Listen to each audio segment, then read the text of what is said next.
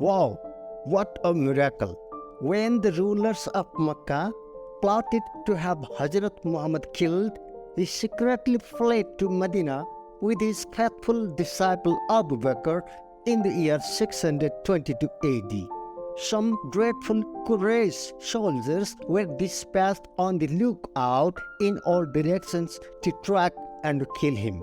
Watchful guards were posted at all key points all the way to Medina to trace him.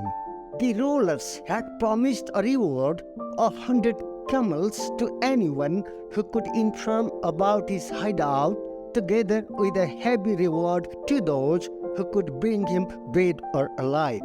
Being so fiercely chased after, the Prophet was forced to take a refuge for 3 days and nights in a narrow cave located on the Jabal Thawar mountain 12 kilometers south of Mecca before heading north to Medina. The mouth of the cave was so narrow that it only allowed one person in at a time, and one could get in only by crawling on all fours.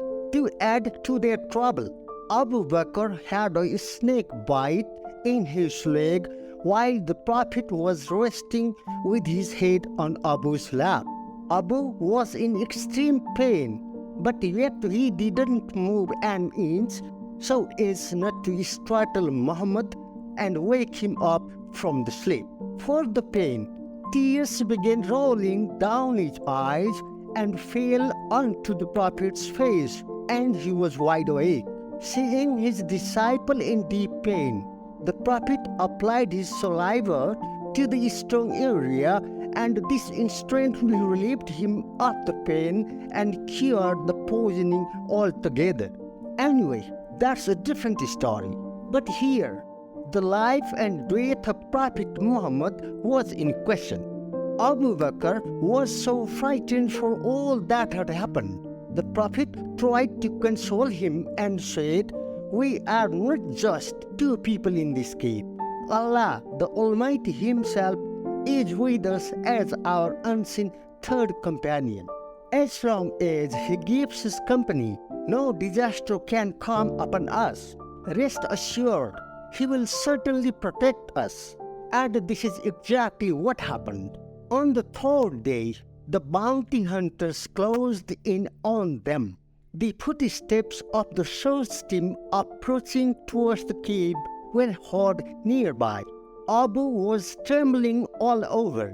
But what a surprise that a thick spider web was woven in an instant across the narrow mouth of the cave, and right at the entrance was a pigeon nest with 2 eggs on it. These 2 things gave a strong impression that no man could have been there recently. If the Prophet had come, there certainly would not have been the spider web and a pigeon nest with eggs so quickly. This is how the soldiers, despite having come so near, could not find them.